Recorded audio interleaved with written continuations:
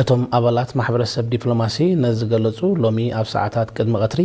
ናብ ቦታ ሓዘን መንበሪ ስድራ ቤት ኣብ ዝበጽሑሉ እዮም ب22 سنة ኣብ መበል 97 ዓመት ዕድሜን ካብዚ ዓለም ብሞት ዝተፈለያ ሓርበኛ አዳነሽ በርሀ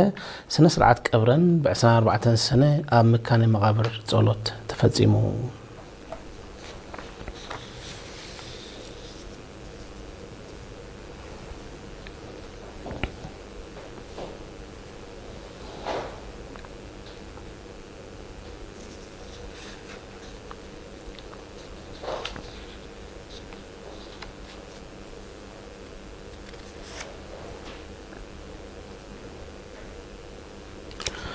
ፈጻሚት ቦርድ ሃገራዊ ማሕበር ደቂ ኣንስትዮ ኤርትራ መንፈቃዊ ገምጋም ስራሕ 2026 ናብ ዘካየደትሉ ኣብ ምሕያል ውዳበ ኣድማዕ ስራሕ ከም ተዓመተ ተገንዚባ 24-25 ሰነ ብስመራ ኣብ ዝተካየደ ገምጋም ፕሬዝደንት ሃማዴ ወይዘሮ ተኻስፋ ሚካኤል ኣብ ምስፋሕን ምድልዳልን ውዳቤታት ምሕያል ሞያዊ ስልጠናታት ምምልማል ወደብቲ ኣባላት ምብራኽ ፖለቲካዊ ንቕሓት ደቂ ኣንስትዮ ከምኡውን ምክያድ እዋናዊ ሰሚናራትን ኣስተምህሮታትን ዘተባብዕ ስራሕ ከም ተዓመ ብምጥቃስ እዚ ምርኣያ ጻዕርን ተሳትፎን ኩሉ ኣካል ከም ዝኾነ ብሪሃም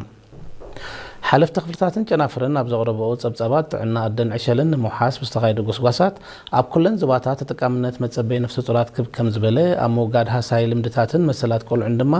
ዝናኣት ስራሕ ከም እትሰላሰለ ገሊፀን በዘይካዝ ተራ መሻርክቲ ኣካላት ኣብ ምዕዋት መደባት ገደ ከም ዝነበሮ ክትቀስን ከሎ ኣብ መውዳብ ሓደስቲ ኣባላትን ምስፋሕ ጎስጓሳትን ከምኡውን ምዕባይ ገንዛቤ ብውህደት ክስራሕ ተዘትዮም ፈጻሚት ቦርድ ሃማዴብ መወዳእታ ዝቐረበ ጸብጻባት መንጽር ብልጫታቱን ድኻማቱን ብዕምቀት ድሕሪ ምዝታይ ኣብ መጻን ዝለዓለ ውጽኢት ዓጸፋ ክስራሕ ብቕዓት ዘሎ ሙያዊ ዓቕሚ ሰብ ክምደብ ዓቕምን ኣፍልጦን ደቂ ኣንስትዮ ዘበርኽ ስልጠናታት ክሰፍሕ ናብ መንእሰያት ዝቕንዕ መደባት ዋርሳ ድማ ክሕየል ዝብል ሓሳባት ኣቕሪቡ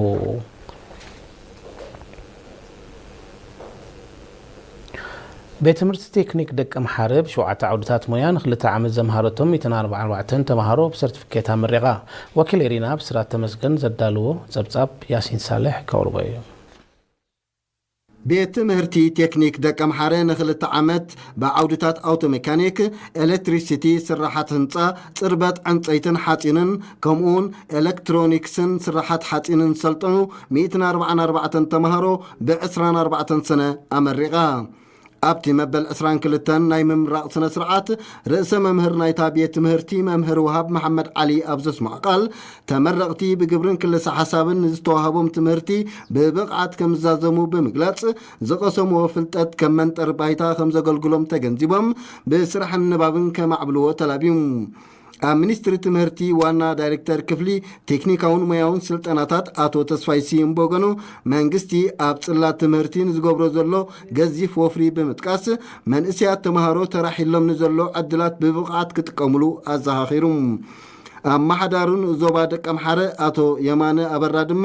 ብቕዓት ኣብ ስራሕ ከም ዝረጋገጽ ብምሕባር ተመረቕቲ ንኽልተ ዓመት ንዝደለዎ ሙያዊ ትምህርቲ ብግብራዊ ዕዮ ናብ ዘመስክሩሉ መድረኽ ይሰጋገሩ ከም ዘለዉ ብምሕባር ትጉሃት ክኾኑ ተማሕፂኑ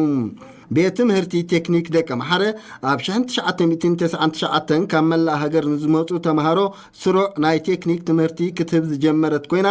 ኣብ ዝሓለፈ ዓመታት 413 ብዲፕሎማ 3577 ድማ ብሰርቲፊኬት ከም ዘመረቐት ሰነዳታ የነጽር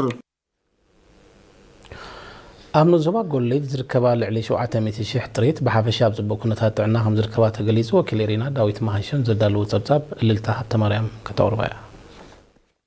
ኣብ ዞባ ጎሌጅ ጥሪት ብዝግበረለን ዘሎ ቀጻሊ ሕክምናዊ ክንክን ኣብ ጽቡቕ ኩነታት ጥዕና ከም ዝርከባ ተጸዋዒ ጥዕና እንስሳታት ኣቶ ሰረቐ መድሃኒ ገሊጹ ኣብቲ ንእዞባ ልዕሊ 200,000 ከብቲ ልዕሊ 160,000 ኣጣል ልዕሊ 360,000 ኣባጊዕን ልዕሊ 14,000 ኣግማል ከም ዝርከባ ብምጥቃስ ጥዕና እንስሳን ኣከባብን ንምውሓስ ምስ መሻርክቲ ኣካላት ዝካየድ ስራሕ እወታዊ ውፅኢት ከም እተረኽቦ ሓቢሮም ንእዞባ ጎሌጅ ምስ ክልተ ሃገራት ስለ ዝዳወብ ፍኑን ምንቅስቓሳት ካብን ናብን ዘስዕቦ ስግሮ ደባዊ ሕማማት ንምክልኻል ቀጻሊ ኮለላታት ከም ዝካየድ ብምጥቃስ ሓረስቶት ወነንቲ ጥሪትን ጓሶትን እዋናዊ ሓበሬታ ኣብ ምትሕልላፍ ንዝገብሮ ምትሕብባር ሞጊሱ ኣብ 2026 ኣብቲ ንእዞባ ጉልሓይ መሰል ሕማም ከብቲ ስለ ዝተራየ ኣብ 16 ምምሕዳራት ከባቢ ልዕሊ 40,000 ከብቲ ክኽተባ ከለዋ ኣብ ጠለበጊዕ እውን ተመሳሳሊ መደብ ከም እተተግበረ ኣቶ ሰረቐ ገሊጾም ጎን እዚ ወፍሪ ክታበት ፀረ ዕቡድ ከልቢ ከም ዝውሃብን አረዲዩ አቶ ሰረቀ አመወዳታ አመ ምሕዳራት ከባቢ መንጉላ ሳቡናይት ገርገፍን ዓዲ ሸግላን ብዘይ ሕጋዊ አገባብ ንመጋሃጫታት ኣብ ሕርሻዊ መዓላ ንዘውዓሉ ቅልጡፍ ስግምቲ ክውሰደሎም ብምትሕስሳብ ራህያታት ዕቱብ ቆላሕታ ክግበረለን ተላብዩ ወነንቲ ጥሪት ብወገኖም ጥሪቶም ግቡእ ሕክምናዊ ክንክን ሳላ ዝረኸባ ኣብ ጽቡቕ ኩነታት ከም ዝርከባ እንትኾነ ኣብ መጋሃጫታት ብሰንኪ ዝረአ ሸለልትነት ጥሪቶም